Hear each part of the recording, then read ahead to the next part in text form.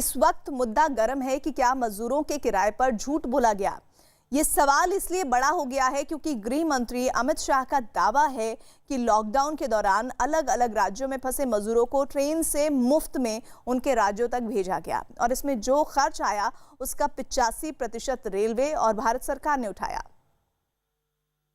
जो लोग सरकारी व्यवस्था से ट्रेनों के माध्यम से गए, इनके किराए का भी मुद्दा उठाया जाता है। मैं आज स्पष्ट करना चाहता हूं आपके कार्यक्रम के माध्यम से, सबका किराया राज्य सरकारों ने उठाया है 15%, खर्चे का 85% रेलवे ने उठाया है, भारत सरकार ने उठाया है। सबको रेलवे ने लगभग 1.25 करोड़ लोगों को मुफ्त भोजन दिया है, 2.5 करोड़ पानी की बोतल वितरित की गई है। उनके गृह राज्य के अंदर पहुंचने के बाद उनको बसों में बिठाकर क्वारंटाइन सेंटर पर पहुंचाया गया और मुझे लगता है कि क्वारंटाइन करने के बाद उनको भी लगा कि नहीं, ये व्यवस्था ठीक है। सबको वहां राज्य सरकार के खर्चे से भोजन कराया गया और उनको घर पर पहुंचाने की व्यवस्था की गई। साथ में टिकट प्लस 500 रुपया, कोई राज्यों ने 2000 रुपया, कोई राज्यों ने 1000 रुपया, कुछ राज्यों ने, यूपी जैसे राज्य ने साथ में किट भी देने का काम किया और ये सारी योजना सुचारू रूप से चले, इसके लिए हमने बहुत प्रयास किए हैं। तो गृह मंत्री ने जो बात कही है उसी पर बात करेंगे हम। हमारे साथ कांग्रेस पार्टी से साधना भारती जी जुड़ रहे हैं और साथ ही अमिताभ हमारे सहयोगी जुड़ रहे हैं। अमिताभ, मैं आपके पास बात की शुरुआत करूं, लेकिन सबसे पहला रिएक्शन तो कांग्रेस पार्टी से ही बनता है। अब तो गृह मंत्री भी साफ साफ कह रहे हैं कि भाई 85% हमने दिया और 15% राज्यों से मांग की गई। साधना भारती जी, और आप कह रहे हैं कि कुछ नहीं मिला है मजदूरों को।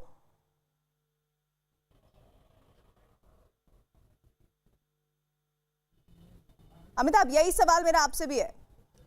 देखिए, रेलवे ने पहले ही जब रेल की शुरुआत हुई थी, जब श्रमिक स्पेशल चलाने की बात हुई थी, तभी भारतीय रेल ने अनाउंस किया था, पीयूष गोयल ने घोषणा की थी कि 85% उसका खर्च रेलवे यानी केंद्र सरकार वहन करेगी और 15% राज्य सरकारों को देना पड़ेगा, क्योंकि वहाँ पे राज्यों में भी अगर स्टेशनों पर उनका आना, उनका क्वारंटाइन करना, उनकी स्क्रीनिंग करना, उनको रेल में बिठाना और रेलवे पर चाहे नाश्ते की व्यवस्था करना, खाने की व्यवस्था करना, तो इसमें कुछ ना कुछ खर्च आएगा। इसलिए वो खर्च जो उनको स्टेशन लाना और स्टेशन पर उनकी स्क्रीनिंग का खर्च है, उसके लिए 15% राज्य सरकारों पर छोड़ा गया था।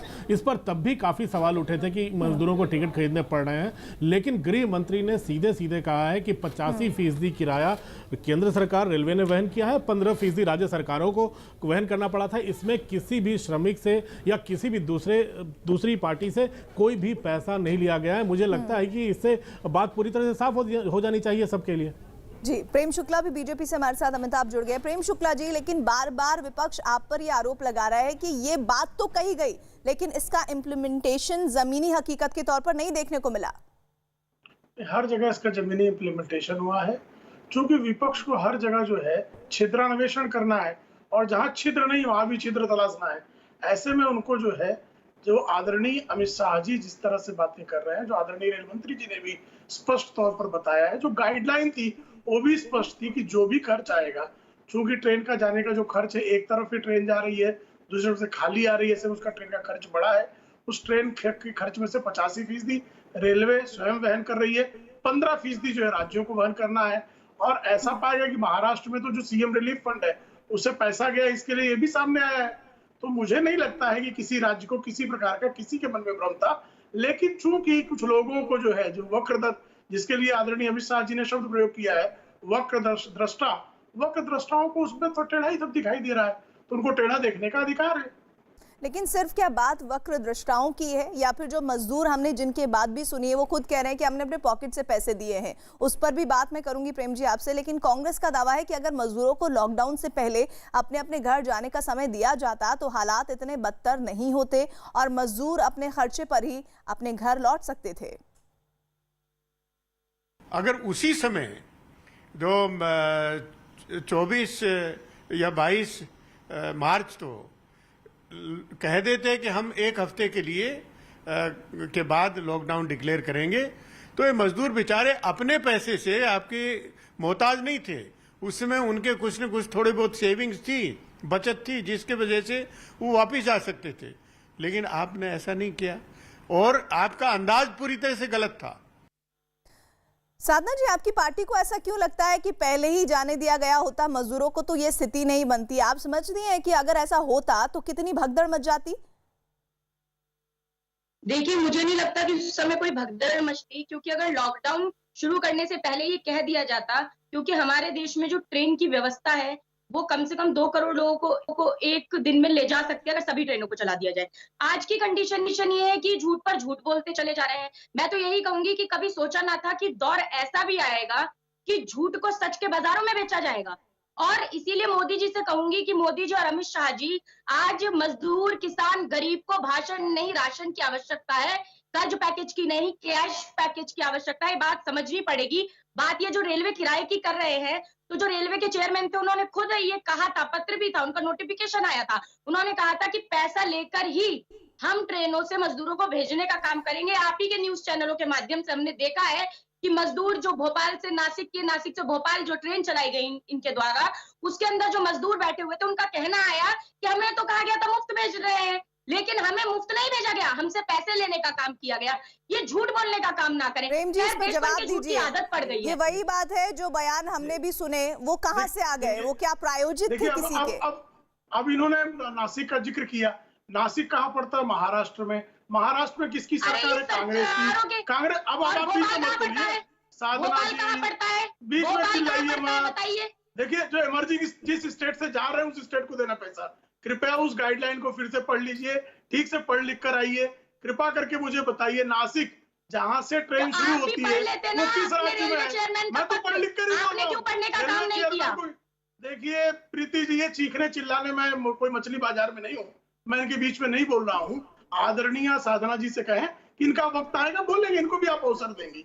मैं बहुत इनसे स्पष्ट पूछ रहा हूँ भाई, ये स्पष्ट था ना कि जहां से ट्रेन स्टार्ट होगी उस स्टार्ट होने वाले राज्य को इसका खर्च वहन करना। इसमें किसी के मन में कोई भ्रम? और गाइडलाइन अभी भी जो रेलवे बोर्ड की गाइडलाइन है वो गाइडलाइन आज भी डॉक्यूमेंट सबके पास है। शुक्ला जी, साधना भारती कह रही है कि ऐसा हुआ नहीं, और अगर ऐसा नहीं हुआ तो उसके लिए जिम्मेदार कौन है? क्योंकि ये बात तो सही है। मैं बहुत अच्छा प्रीति बता रहा हूँ। ये मजदूरों नहीं, साधना भारती जी और प्रेम जी, आप दोनों को मैं रोक रही हूँ क्योंकि मजदूरों की जो बातें सामने आई, वो खुद भी अभी भी कई ऐसे मजदूर हैं जो बोल रहे हैं भाई हमने अपनी पॉकेट से दिया है पैसा, हमने अपनी जेब से दिया है, जैसे तैसे जुटाया, किसी से उधार लिया है, किसी से मांगा है कि हम आपको लौटा देंगे।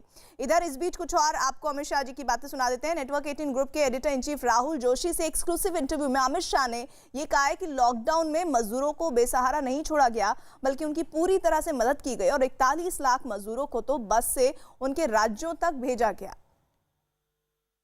और मैं जहां तक प्रवासी मजदूरों का सवाल है आपको कहना चाहता हूं, जिस दिन से लॉकडाउन आया राज्य सरकारों ने कैंप लगाए हैं, उनकी भोजन की व्यवस्था करी है और केंद्र सरकार ने 11,000 करोड़ रुपया एसडीआरएफ फंड के तहत, एनडीआरएफ फंड के तहत राज्यों को दिया है, जिसके माध्यम से कलेक्टर एक कैंप लगाकर सभी प्रवासी मजदूरों को भोजन करा सकें।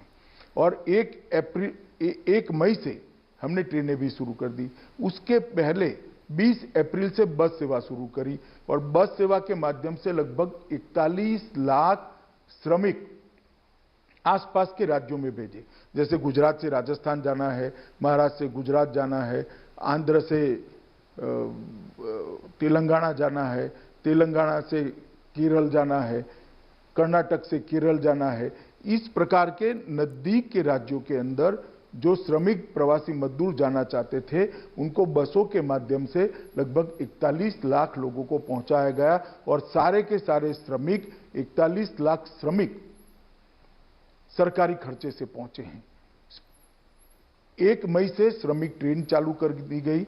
लगभग 4,100 से ज्यादा श्रमिक ट्रेन अब तक चल चुकी है और 55 लाख 55 लाख श्रमिक मजदूर अपने गंतव्य स्थान पर पहुंचे हैं। और इसी पर बात करते हैं, खालिद अब्दुल्ला जी हैं हमारे साथ, टीएमसी समर्थक है। बताइए खालिद जी, पश्चिम बंगाल कितने मजदूर पहुंचे, कितनों को आपने ले लिया? क्योंकि खुद गृह मंत्री कह रहे हैं कि 41 लाख मजदूर अपने घरों तक पहुंच चुके हैं।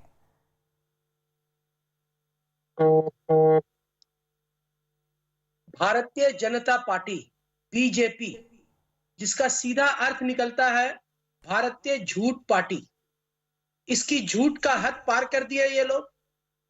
अब बताएं कि झूठ कैसे बोला जाता है, इनसे सीखा जाना चाहिए। प्राइम मिनिस्टर हमारे नरेंद्र मोदी जी से लेकर ब्लॉक और अंचल के कार्यकर्ताओं ने इनके झूठ बोलना इस तरह से सीखा है कि प्राइम मिनिस्टर सिखाया गया और इनके ऊपर के नेता सिखाए, अमित शाह जी भी सिखाए। आपने कह रहे हैं कि हमने सब कुछ दिया और एक तरफ कहते हैं कि हम राज्य सरकार को 11,000 करोड़ रुपया आवंटन किया है, उसमें सारे लोग, अरे राज्य सरकार को जो पैसा दे रहे हैं आपका ये पैसा नहीं है, ये राज्य सरकार का ही पैसा है। राज्य सरकार का पैसा पश्चिम बंगाल का 56,000 करोड़ रुपया आज आपने दिया नहीं है। उसके बावजूद भी ममता बनर्जी ने प्रवासी मजदूरों का काम ये किया है कि पूरे तौर से ये जो ट्रेन भाड़ा जो दिलाया गया है पश्चिम बंगाल के जितने मजदूर हैं सारों का खर्च पश्चिम बंगाल ममता बनर्जी ने ऐलान कहा है कि हम पूरे इसका भाड़ा आपको चुकाएंगे और चुका रही है। उसके बावजूद भी लेकिन देखिए यहीं पर झोल है, यहीं पर गड़बड़ है। खुद केंद्र सरकार की तरफ से कहा गया कि हमने 85% दिया है और हमने ये कहा है कि भाई 15% आप दीजिए। आप पूरा क्रेडिट लेना चाह रहे हैं। मैंने आपसे लेकिन सवाल ये किया ही नहीं था। मैंने ये सवाल किया था कि कितने मजदूर आपके यहाँ पहुंचे हैं। 41 लाख का वो कौन सा प्रतिशत है जो आपके यहाँ आया है, पश्चिम बंगाल आया है? देखिए पहला तो ये भारतीय जनता पार्टी अपने अपने राज्य जहां पे सरकार उनकी चल रही है वो लोगों ने अपने में इन्वॉल्व थे कि कैसे करके जल्दी अपने राज्यों को छुपाकर भेजा जाए। जिस तरह से अमित शाह ने कई बसों को अपने कुछ लोगों को, कुछ रिश्तेदारों को, नेताओं के रिश्तेदारों को बसों से मंगाया, कुछ कहीं पे मंदिरों से छुपा कर मंगाया। तो अमित शाह ये काम कर रहे हैं। और दूसरी बात रही कितने यहाँ पे प्रवासी आए हैं, ये आपको मालूम होना चाहिए कि सबसे कम और सबसे ज्यादा खराब अगर पोजीशन किया है पश्चिम बंगाल का अमित शाह और रेल मंत्री, इन्होंने सबसे कम मैं समझता हूं कि भुगा कर ही ये लोग राज्य सरकार पश्चिम बंगाल को ट्रेन दे रहे हैं आहिस्ते आहिस्ते। अभी आप कह रहे हैं ट्रेनें नहीं दे रहे हैं। मैं फिर आपको बोलूंगी, आपने मेरे सवाल का जवाब नहीं दिया, शायद आपको ये डेटा नहीं मालूम है। और दूसरी चीज, राज्य सरकारों को ट्रेनें मांगनी है और वो तो बार बार पहले ही बोल रहे थे कि भाई सबसे कम किसी ने अगर किसी राज्य ने ट्रेनें मांगी है तो वो है पश्चिम बंगाल। अब आप उल्टा ही केंद्र सरकार और रेलवे पर ठीकरा फोड़ने की कोशिश कर रहे हैं, ऐसे नहीं चलेगा। इधर जेडीयू के प्रवक्ता राजीव रंजन ने मजदूरों के मामले में लिए गए केंद्र सरकार के फैसले को सही ठहराया है। देखिए, लॉकडाउन एकाएक देश में लागू किए जाने के निर्णय का जो निहितार्थ है वो अब बिल्कुल साफ हो गया है। अगर इसको एक बारगी नहीं किया जाता और वक्त दिया गया होता तो 4 दिन 5 दिन बिल्कुल ही संभव नहीं था कि करोड़ों लोगों को एक राज्य से दूसरे राज्य तक पहुंचाया जा सके। और उन राज्यों की जो आधारभूत संरचना थी वो इसके लिए तैयार नहीं थी कि इस अप्रत्याशित परिस्थिति का वो सामना कर पाए। साधना जी, आपको कम से कम इतना तो श्रेय देना चाहिए केंद्र सरकार को कि प्रयास किया गया। हाँ, उसमें कुछ दिक्कतें जरूर आई, लेकिन उस प्रयास को धीरे धीरे और बेहतर करने की कोशिश है। इसका तो क्रेडिट आप देंगे केंद्र सरकार को? देखिए, मैंने तो पहले भी कईयों बार कहा है, इन्होंने वंदे मातरम मिशन चला के विदेशों से जिन प्रवासी भारतीयों को यहाँ पर बुलाने का काम किया वापस, अच्छा किया। लेकिन कम से कम मजदूर मातरम चला के ट्रेनों के माध्यम से सुरक्षित घर क्यों नहीं पहुंचा पा रहे हैं फिर ये लोग? आप बताइए, ये मन की बात सुनाते रहे, निर्मला सीतारमण जी 20 लाख करोड़ के पैकेज का धारावाहिक चलाती रही, ग्राउंड जीरो पे कोई इंप्लीमेंटेशन नहीं, और ये मन की बात सुनाते रहे और प्रवासी मजदूर मरते रहे। मैं पूछना चाहती हूँ कि कर्ज के तले जो मजदूर किसान मरता रहता है, अभी आप उसे कर्ज पैकेज देके आत्मनिर्भर बनाना चाह रहे हैं। आज आत्मनिर्भरता का भाषण अन्नदाता किसान को नहीं चाहिए। हिंदुस्तान की खुशहाली का रास्ता किसानों के खेतों और खलिहानों से होकर जाता है। ये बता दीजिए कि कांग्रेस पार्टी ने मजदूरों के लिए क्या किया? आपको तो लग रहा है कि केंद्र सरकार ने कुछ किया नहीं, तो आप बता दीजिए कांग्रेस शासित राज्यों ने प्रवासी मजदूरों के लिए क्या किया? कांग्रेस शासित राज्यों ने ही नहीं, कांग्रेस पार्टी ने भी, चाहे वो गुजरात की बात रही हो, हमने पैसे खुद देकर ट्रेनों से मजदूरों को पहुंचाने का काम किया है। और दूसरी चीज, प्रियंका गांधी जी ने जब लेटर लिखा था योगी आदित्यनाथ जी को, तो वो किसी से छिपा नहीं, डिबेट्स हुई, इन्होंने कहा सारी बसें खराब है, हमने कहा ठीक है 500 बसें भी खराब होंगी। नहीं, लेकिन समस्या ये ना कि आपको सिर्फ उत्तर प्रदेश तक ही प्रवासी मजदूर लाना था, बिहार नहीं भेजना था, छत्तीसगढ़ नहीं भेजना था, पश्चिम बंगाल नहीं भेजना था। जवाब दे दीजिए प्रेम शुक्ला जी, ये जो आतुरता थी कि उत्तर प्रदेश में प्रवासी मजदूरों को भेजना है, इसकी वजह क्या थी कांग्रेस पार्टी के लिए? देखिए, इन्होंने कहा गुजरात में कांग्रेसों ने बहुत अच्छा काम किया। आपको बता रहा हूं, कल परसों सूरत में एक प्रवासी उत्तर भारतीय को कांग्रेस के पार्षद ने पीट कर मार डाला। ये काम इन्होंने किया है। मुंबई में जो हर दूसरा जो प्रवासी गया है उत्तर प्रदेश बिहार में, हर दूसरा प्रवासी महाराष्ट्र से गया। 96% लोगों को राशन नहीं दिया। आज दिन तक राशन का डिस्ट्रीब्यूशन महाराष्ट्र में ठीक से नहीं हो रहा है। और जो लोग, जिस रेलवे ने 54 लाख लोगों को रेलवे से पहुंचाया, 41 लाख लोगों को बस से पहुंचाया, उसने कुछ नहीं किया। जिन्होंने जो है बस भेजने की बात कही और रिक्शे का जो है कागजात भेज दिया, दुपहिए का कागजात भेज दिया, और राजस्थान के से 450 किलोमीटर दूर से बस लाकर सीमा पर खड़ी कर दी। यानी जिन्होंने फर्जीवाड़ा किया उन्होंने बहुत अच्छा काम कर दिया, और जिसने सचमुच का कह रहे कि जमीन पे काम नहीं, भाई 53 लाख करोड़ रुपए, अगर 53,000 करोड़ रुपए अगर गरीबों के खाते में आते हैं तो ग्राउंड पे काम नहीं होता। आप क्या कहना चाह रही हैं? 53 लाख करोड़ रुपए, और अगर साल भर में इन्होंने जो है जो 10 साल में किया था, 1 साल में अगर किसानों के खाते में 72,000 करोड़ रुपए चले जाते हैं तो ग्राउंड पे काम नहीं है। ग्राउंड पे वो काम होता था कि पैसा निकलता था दिल्ली से और 85 पैसा रास्ते में मध्यस्थ गड़प कर जाते थे, वो ग्राउंड नहीं। लेकिन वो ये कह रही हैं साधना भारती कि भाई हमने सिर्फ कांग्रेस शासित राज्यों में ही नहीं बल्कि बाकी भी कांग्रेस पार्टी ने जमकर प्रवासी मजदूरों की मदद की है। आगे उनकी बात को बढ़ाएंगे। इधर एक मिनट साधना, आ रही हूं मैं आपके पास। नेटवर्क 18 ग्रुप के editor in chief Rahul Joshi से एक्सक्लूसिव इंटरव्यू में गृह मंत्री अमित शाह ने विपक्ष के उन आरोपों को भी खारिज कर दिया कि केंद्र सरकार ने रातों रात मजदूरों को मुश्किल में खड़ा कर दिया। अमित शाह के मुताबिक अगर मजदूरों को लॉकडाउन से पहले जाने के लिए कहा जाता तो भगदड़ जैसे हालात बन जाते। अमित शाह जी, एक चित्र जो इस पूरी महामारी में भारत से उभर कर आया है वो है माइग्रेंट लेबर का, प्रवासी मजदूर का। जगह जगह पर देखा गया है कि प्रवासी मजदूर जो है वो अपने घर से निकल पड़े हैं, बड़े शहरों को छोड़कर अपने गाँव की ओर जा रहे हैं, पैदल चल रहे हैं, और उनको बड़ी संकटों की जो है समस्या से निपटना पड़ा है। क्या आपको लगता है कि सरकार ने जब ये लॉकडाउन अनाउंस किया था तो कुछ जल्दीबाजी कर दी? कुछ दिन अगर रुक जाते, थोड़ा माइग्रेंट लेबर की भी बात सोचते, उनको पहले गांव भेज देते और उसके बाद लॉकडाउन लगाते, तो क्या वो ज़्यादा ठीक रहता? देखिए, ऐसा कहना उचित नहीं है। अगर पहले उनको भेजने की व्यवस्था करते तो स्टैम्पेड होने की पूरी संभावनाएं थी। गांवों में अभी स्वास्थ्य सेवाएं तैयार भी नहीं हुई थी, राज्य भी उनको लेने के लिए तैयार नहीं हुए थे। उस वक्त हमारी क्वारंटाइन करने की व्यवस्था भी ठीक नहीं थी और टेस्टिंग व्यवस्था भी अभी बन रही थी हमारे देश की, और ये सारा 2 महीने के अंदर हमने तैयार किया। खालिद इबादुल्ला जी, जरा बताइए, अभी गृह मंत्री बोल रहे थे कि कुछ तो राज्य ऐसे थे जो मजदूरों को लेना ही नहीं चाहते थे, और अगर हम पहले मजदूरों को जाने की बात करते तो भगदड़ से हालात हो जाते। वो कौन से राज्य हैं जिन्होंने मजदूरों को लेने से इनकार कर दिया? देखिए, बड़ा अफसोस से ये कहना पड़ता है कि गृह मंत्री हमारे देश के इस तरह से बातें करते हैं। अभी भी राजनीति करने का मौका नहीं है। ये समय है देश के जनता के हित में, देश के जनता की परेशानियों के साथ खड़े होने का समय है। जिस तरह से ममता बनर्जी ने हर गली कूचे में जाकर खुद चलकर ये काम कर रही हैं, और ये भारतीय जनता पार्टी सिर्फ और सिर्फ पश्चिम बंगाल और पूरे देश में जो विरोधिता कर रहे हैं, जो विरोधी दल के नेता है, जो विरोधी दल काम करना चाह रहे, उसको रोकने के लिए, उसको अटकाने के लिए इनका मंशा हर तरह से। अब कांग्रेस पार्टी ने 1000 बसों का लाइन लगा दी थी, वहां पे आपने आपके टीवी के माध्यम से भी देखा।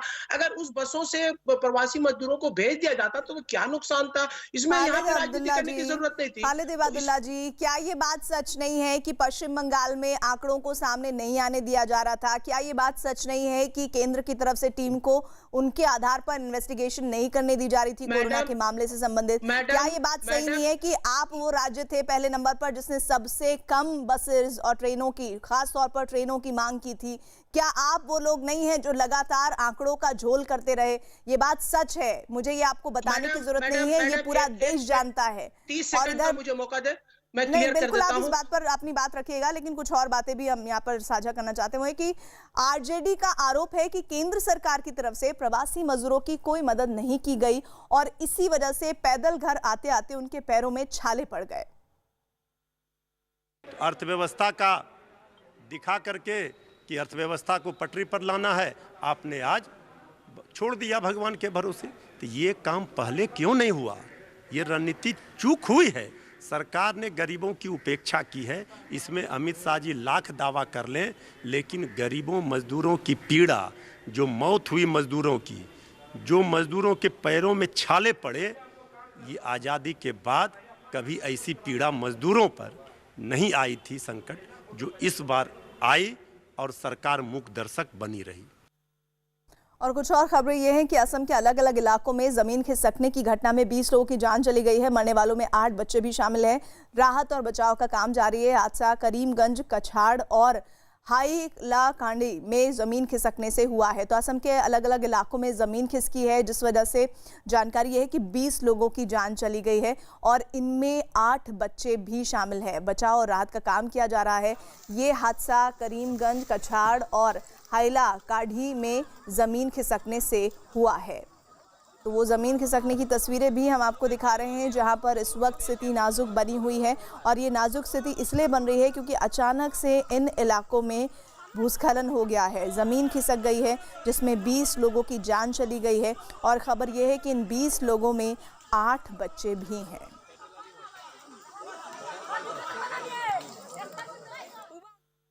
हरियाणा के सोनीपत में कुछ बदमाशों ने एक आदमी की हत्या की कोशिश की। मामला सोनीपत के बेयापुर गांव का है, जहां गांव में रहने वाले कुछ लोगों ने एक लड़के पर बीच सड़क पर हमला कर दिया। तस्वीरों में दिखा कि बीच सड़क पर पहले लड़के को गोली मारने की कोशिश की गई, लेकिन लड़का बच गया और भागकर एक मकान में घुस गया। लेकिन हमलावर भी लड़के के पीछे भागते हुए मकान के अंदर घुस गए और फिर इसे गोली मार दी। इस दौरान आरोपियों का एक साथी कार लेकर बाहर इंतजार करता रहा। इसके बाद सभी आरोपी वहां से फरार हो गए। बताया जा रहा है कि इस हमले में लड़का गंभीर रूप से घायल हो गया है।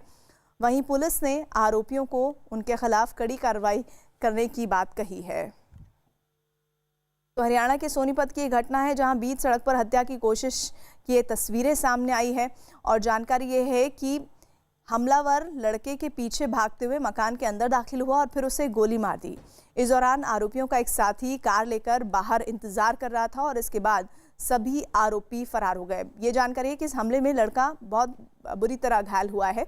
पुलिस ने आरोपियों के खिलाफ कड़ी कार्रवाई करने की बात कही है।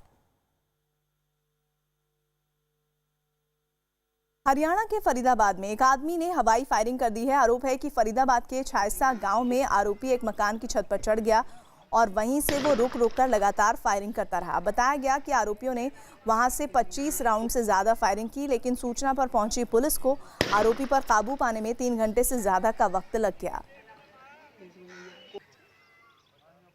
तो 3 घंटे से ज़्यादा इस तरह से पूरा ड्रामा चलता रहा। मकान की छत पर हवाई फायरिंग का ये वीडियो, और इस दौरान इसने कई राउंड फायरिंग भी की और इस फायरिंग के दौरान वहां दहशत का माहौल बना रहा। हरियाणा के फरीदाबाद की तस्वीरें, 25 राउंड से भी ज़्यादा ये फायरिंग की गई है इस आरोपी ने और लगातार 3 घंटे से ज़्यादा वक्त रहा ऐसा कि इसको काबू करने में पुलिस लगातार कोशिश करती रही। चलिए देश के आंकड़ों पर नजर डाल लेते हैं। देश भर में कोरोना के मरीजों की संख्या बढ़कर 1,98,706 पहुंच चुकी है, जबकि अब तक 95,527 मरीज ठीक हो चुके हैं, जबकि अब तक 5,598 लोगों की मौत हो चुकी है। फिलहाल देश में 97,581 एक्टिव केस हैं। वहीं देश भर में पिछले 24 घंटों में कोरोना के 8,171 नए केसेस सामने आए हैं। देश के ज्यादातर राज्य कोरोना वायरस से जूझ रहे हैं, लेकिन इनमें कुछ राज्य ऐसे हैं जहां कोरोना की वजह से आने वाले जो मरीज हैं उनकी संख्या बढ़ रही है और वहां कोरोना के मरीज भी बहुत ज़्यादा हैं। सबसे खराब हालात महाराष्ट्र में हैं, जहां पर कोरोना मरीजों की संख्या लगातार बढ़ती जा रही है। वहां पर मरीजों की तादाद 70,000 के पार पहुंच गई है। कोरोना से जूझ रहे राज्यों में तमिलनाडु दूसरे नंबर पर है, जहां अब तक कोरोना के मरीजों की संख्या 23,000 से ज़्यादा हो चुकी है। वहीं कोरोना मरीजों की संख्या में तीसरे नंबर पर दिल्ली है, जहां 20,834 मरीज हो चुके हैं। गुजरात चौथे नंबर पर है, जहां कोरोना मरीजों का आंकड़ा 17,000 से ज़्यादा है और 5वें नंबर पर है राजस्थान, जहां कोरोना मरीजों की संख्या 8,980 है। कोरोना वायरस के कहर से पूरी दुनिया बेहाल है। दुनिया के 185 देश इस वक्त कोरोना महामारी की चपेट में है, लेकिन कुछ देशों में हालत बहुत ख़राब है। ऐसे देशों में पहले नंबर पर है अमेरिका, जहाँ कोरोना के मरीज 18,11,000 से ज़्यादा हैं। वहीं ब्राज़ील दूसरे नंबर पर है, जहां मरीजों की संख्या 5,26,000 के पार पहुंच गई है। रूस इस लिस्ट में तीसरे नंबर पर है, जहां मरीजों की संख्या 4,14,000 के पार पहुंच गई है। ब्रिटेन चौथे नंबर पर है, जहां कोरोना के मरीजों की तादाद 2,77,000 से भी ज़्यादा है। और 5वें नंबर पर स्पेन है, जहाँ कोरोना मरीजों की संख्या 2,39,638 है।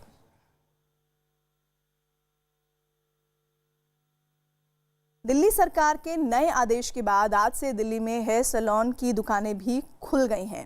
दिल्ली के मोतीबाग इलाके में एक ऐसा ही हेयर सैलून आज खुला जिसमें पीपीई सूट पहनकर लोगों के बाल काटे जा रहे हैं। पीपीई सूट के साथ यहां काम करने वाले लोगों ने फेस शील्ड भी पहना हुआ है।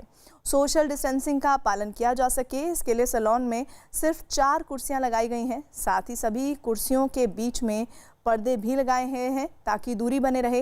दुकान में आने वाले हर शख्स की पहले स्क्रीनिंग की जाती है, उसके बाद हैंड सैनिटाइजर भी दिया जाता है। दुकान में भीड़ ना हो इसके लिए ग्राहकों को पहले से ऑनलाइन बुकिंग की सुविधा दी जा रही है।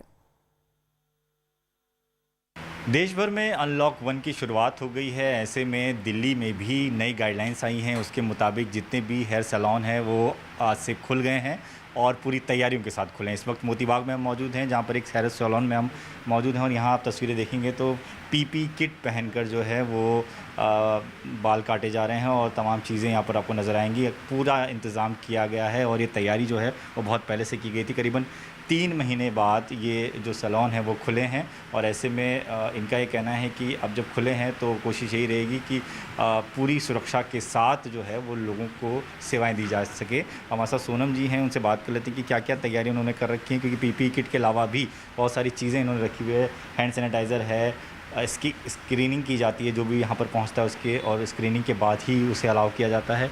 क्या किस तरीके से आपने शुरू किया है तमाम चीज़ें? शुरू किया है सर, गेट पे हमने सैनिटाइज़र रखा हुआ है, इस रखा हुआ है, हमारे पास ये अवेलेबल है स्कैनर, और पीपीई किट पहनाई हुई है। सोशल डिस्टेंसिंग का ध्यान रखा गया है पूरा।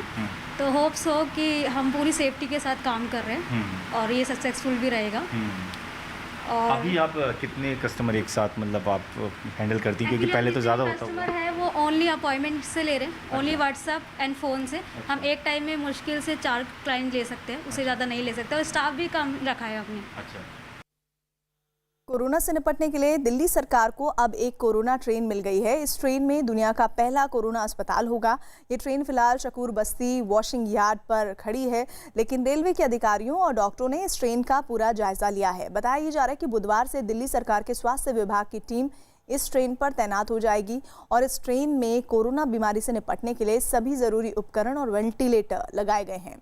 रेलवे के सूत्रों के मुताबिक गुरुवार को ट्रेन के भीतर कोरोना अस्पताल पूरी तरह से तैयार हो जाएगा। ट्रेन में मेडिकल स्टाफ और डॉक्टरों के लिए 3 एसी कोच लगाए गए हैं, जबकि मरीजों के लिए 10 कोच होंगे और एक कोच में 16 मरीज रखने का इंतजाम किया गया है। कोच की स्थिति हम दिखाएंगे कि जो ये कोविड कोच है इनमें क्या क्या सुविधाएं होती हैं और कोविड कोच में क्या क्या रेलवेज की तरफ से दिया गया है। तो यहाँ पर हम आते हैं और देखते हैं कि ये जो एक कोच है, जो सैंपल कोच हम कह सकते हैं, कि आप ये देख सकते हैं कि यहाँ पर जो है इस तरह के कर्टन्स लगाए गए हैं ताकि 2 जो बर्थ हो, 2 जो पूरा का पूरा कंपार्टमेंट हो, उसको कैसे अलग कर सकते हैं कूपा को। और ये जो है मिडिल बर्थ इसमें से हटा करके इसको एक तरह से सोशल डिस्टेंसिंग देने की कोशिश की गई है। 2 बर्थ पे जो पेशेंट रखे जाएंगे, इस तरह से एक पूरे कोच में जो 16 पेशेंट रखे जाएंगे। यहाँ पर ऑक्सीजन सिलेंडर रेलवे की तरफ से प्रोवाइड कराया जाएगा। बाकी दिल्ली सरकार की तरफ से हेल्थ के लिए, चिकित्सा के लिए जो भी उपकरण होते हैं वो इसमें ला करके रखा जाएगा। और पेशेंट की अगर बात हम करें तो पेशेंट के नहाने धोने के लिए, क्योंकि इसमें लंबे समय तक, हफ्ते दिन, 10 दिन या 15 दिन तक या उससे आगे भी कभी कभी पेशेंट को रखना पड़ सकता है, इसलिए इसके टॉयलेट्स में से एक टॉयलेट को जो है वो बाथरूम में कन्वर्ट कर दिया गया। आप देख सकते हैं कि एक कोच में जो 4 टॉयलेट होते हैं उनमें से 2 टॉयलेट को बाथरूम में कन्वर्ट कर दिया गया ताकि यहाँ पर पेशेंट जो है नहा धो सके। अमेरिका के मिनेसोटा में 26 मई को अफ्रीकी मूल के जॉर्ज फ्लॉयड की पुलिस हिरासत में मौत के बाद पूरा अमेरिका हिंसा की चपेट में आ गया है, जिसके बाद हालात को बेकाबू होता देख राष्ट्रपति ट्रंप ने सेना के जरिए मामला सुलझाने की चेतावनी दे दी है। इसके बाद व्हाइट हाउस के सामने से पुलिस ने भीड़ को तितर-बितर किया। वाशिंगटन डीसी में व्हाइट हाउस के बाहर चल रहे हिंसक प्रदर्शन को काबू में करने के लिए पुलिस को काफी मुश्किलों का सामना करना पड़ा और आखिरकार भीड़ को पुलिस के लिए उस पर आंसू गैस के गोले दागने पड़े। पुलिस की कार्रवाई पर धीरे धीरे प्रदर्शनकारी पीछे हटते नजर आए और आखिरकार पूरे इलाके से प्रदर्शनकारियों को हटा दिया गया और राष्ट्रपति ट्रंप मीडिया के सामने आए और हाथ में बाइबल पकड़े चर्च में जाते नजर आए। इससे पहले व्हाइट हाउस के बाहर प्रदर्शनकारियों को उग्र होता देख राष्ट्रपति ट्रंप को व्हाइट हाउस के बंकर में रखा गया था।